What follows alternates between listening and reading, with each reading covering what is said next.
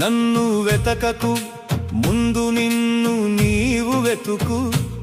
నేను దూరమైన ఆకాశం కాదు, నీ శ్వాసలోని నిశ్శబ్దం.